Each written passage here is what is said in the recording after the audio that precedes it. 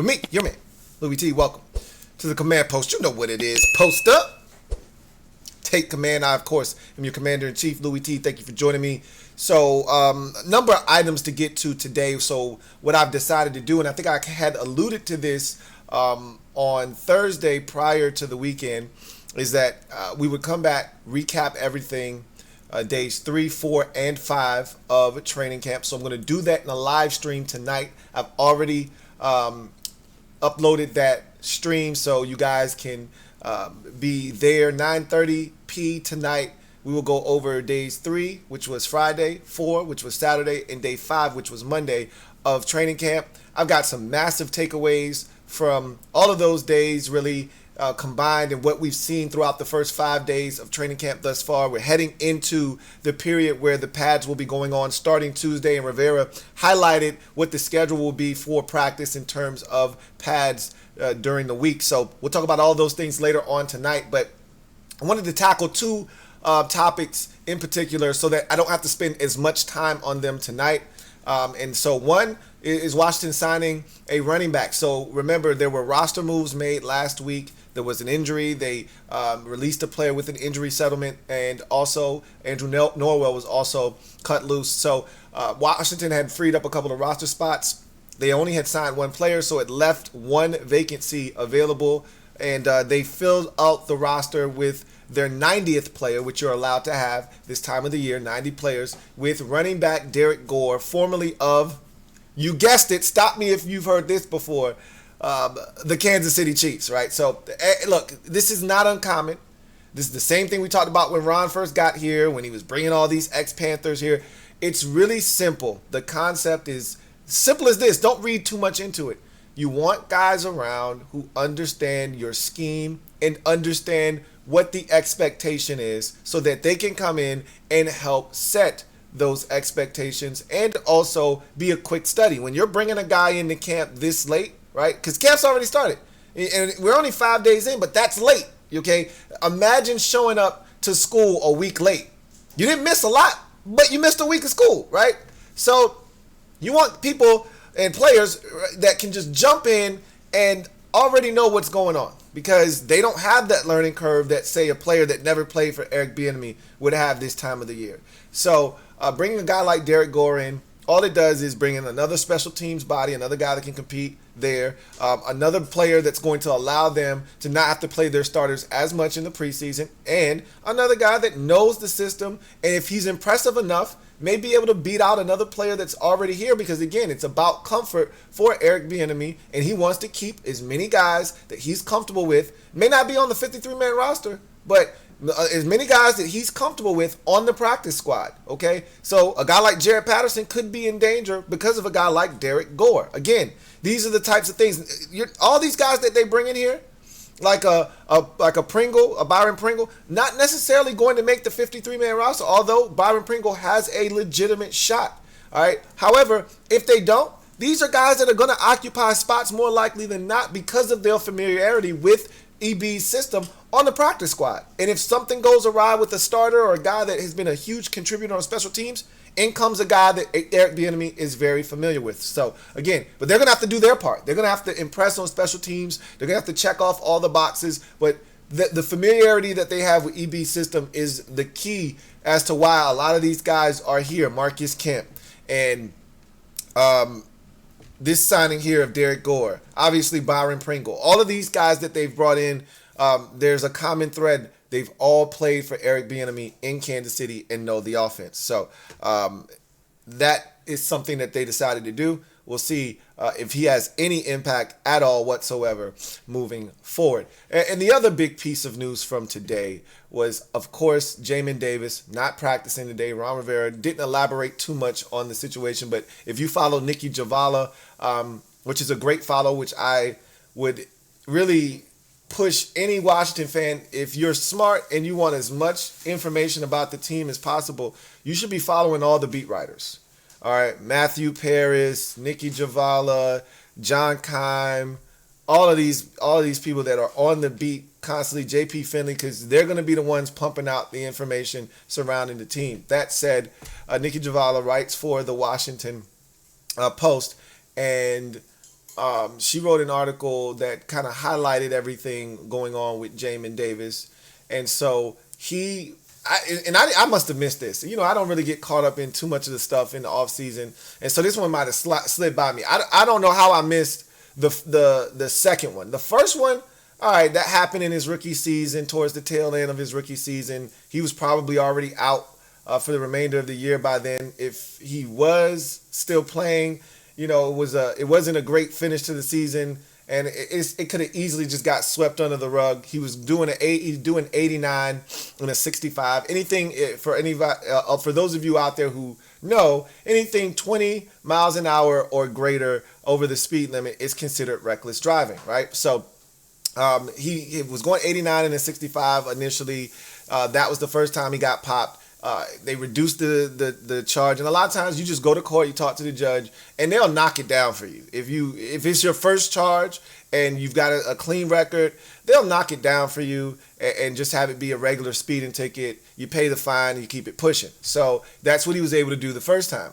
But this second time in March, I missed this one. This past March, I think it was 4 days. It was March of 2022, 4 days before the DeShazer Everett accident that caused a life to be lost. Jamin Davis was popped for going 114 in a 45 now. How the hell you're going that much faster? And, we just talked about the Vikings rookie receiver doing 140 in a 55 and wondering what the hell could be going through his mind at that time to be driving that damn fast. Now, at least, and I'm not justifying it, but at least that was 3 in the morning. Not as many people on the road. How can you get up to 114 at 1 p.m. in the afternoon in a high traffic area is beyond me. Why you would even want to go that fast, again, escapes me. I have a hard time understanding why you would want to be doing that high rate of speed on residential streets during the daytime. That one is lost on me. However, he got popped for doing a 114 and a 45, and obviously that's reckless driving. And so, you know what? Sometimes we ignore the warning signs because apparently Jamin Davis is fast on the football field and he likes to go fast off of it. So, do you guys remember what Jamin Davis did when he first got drafted? What was the very first thing that he did? Do you guys remember? Because I remember this, because I remember saying, oh, that's cool. I mean, for me, it's lame, but I don't care about that. So that's him, and that's something he wanted to do. So I was like, cool, I'm happy for him, right? So you remember when he first got drafted, and that was the big thing that offseason because Chase Young, was invited out to the racetrack. And Jamin Davis, the first thing he said when he got drafted was, oh man, I'm a big fan of Jimmy Johnson. And he used that platform that he had as being a first round pick to garner attention. And Jimmy Johnson got wind of it and was like, hey man, you can come out here to the track and yada, yada, yada. And so he's like, my favorite race car driver is Jimmy Johnson. I mean, he poured it on thick to Jamin Davis, right? My dream has been to go out to, the NASCAR, to drive a car, all that good stuff. We ignored the warning signs. He was telling us, I like to go fast, bro. And so Jimmy Johnson heard all of that, invited him out. He got to get in the car, drive, all of that good stuff. And he was like, it's a dream come true. He likes to drive fast. That's apparent. Maybe he's in the wrong profession. All right. We can joke about it right now because no one's been hurt, but he's got to stop doing that shit. Okay. He's got to stop driving that damn fast. So what ended up happening was, he got sentenced to 30 days in jail initially and was found guilty of driving that damn fast, 114 and a 45. And after that, he was like, hell no, I'm appealing that shit because I'm not going to jail for a month. So he appealed. He's like, yo, I got a clean record. Other than the 89 and the 65, I'm straight though. I ain't done nothing. And the judge is like, and really the judge is looking to make an example out of him. He's like, look, bro, this is your second time, all right? So you've been popped for this before, and you did this at 1 o'clock in the afternoon, and you ain't squeaky clean, bro. This is the second time you done been in front of one of these judges talking about this same shit. So apparently you haven't gotten the message, bro. So maybe we need to send you a much more stern message that this shit is not tolerated. So he was going to appeal, and he wanted a jury, and then he realized it's probably not smart. So he rescinded that, but he then took a plea deal that would reduce the jail time from 30 days to potentially up to 8 days. It may not be any days in prison, or jail rather, excuse me. But just that would be the maximum amount, 8 days, if he were to be sentenced to some jail time. And the judge was like, nah, get that shit out my face. So the judge rejected the plea deal. So it's looking real dicey for Jamin. Like, they were like, nah, bro, you gonna eat this jail time because I'm tired of talking to you. You know, what did I tell y'all? Those who don't hear, a wise woman once told me, and this rings true to this day. I was told this when I was 6 years old, and it hasn't failed me yet. Those who don't hear, feel. Okay? So the judge is like, nah, I'm tired of talking. So now you got to feel me, bro. So we'll see what happens. This is not a good look for Jamin Davis. He missed a lot of OTAs with, recovering from surgery. Now you got this situation. He's missing valuable camp time.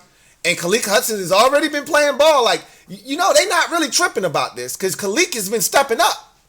And Cody Barton is catching up and he's getting confidence. And so they're not even really tripping.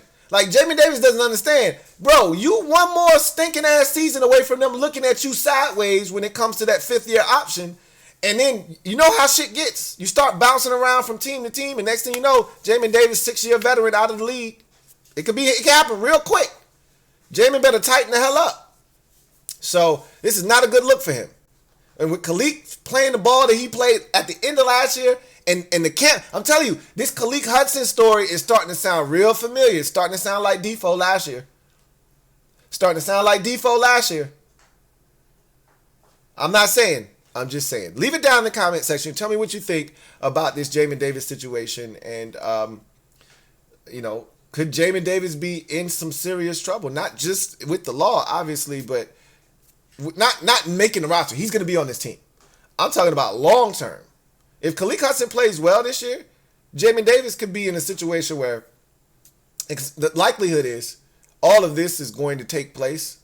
My guess is either after the season, like jail time, all of that stuff, or down the road. Like, Alvin Kamara had his situation, and they still really haven't resolved it in the legal system. You know how slow the legal system is. And they'll work with you when you're an athlete, knowing what your situation is. They'll kind of work with you, unless they're really trying to make a statement. Then they won't work with you. And this, because the nature of this crime wasn't affecting anybody else, I don't think they're going to be as, firm on when he has to serve the jail time. They may just make that in the offseason, but we'll see. Either way, it's not a good look for Jamin Davis. And this is on the heels of Ron talking about culture and wanting to make sure that we got good guys in the locker room. And then this, and again, they already knew about this. It's not like this was sprung upon them. They knew about this.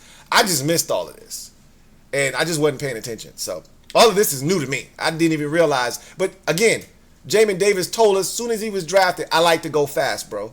By his actions, talking about Jimmy Johnson, then going out there and talking about it's a dream come true, he told us, I like to go fast. And now he's showing us he likes to go fast. So I look forward to chopping it up with y'all. Tell me what you think down in the comment section about Jamin Davis and where he sits right now and what you're thinking about as it pertains to him moving forward. We'll probably talk a little bit more about it tonight if somebody brings it up. If not, leave it down in the comment section of this video. But we'll be live tonight to chop it up about days 3, 4, and 5. I got a bunch of massive takeaways from the first week of training camp into this week. We've already had one practice this week, and the pads go on tomorrow, and should be we're really going to find out now what we've been really searching for, which is some answers on the offensive line. We're going to start to get to the bottom of that with practice tomorrow and moving forward. So look forward to chopping it up with you later on this evening. Feeling really good about this squad, man. But in any event, that's going to do it for me, your man Louie T. Until next time, y'all know what it is. Post up. Take command. Hopefully you can join me later on tonight, 9:30 p. for the Command Post Live. I'll see you then. Pull up.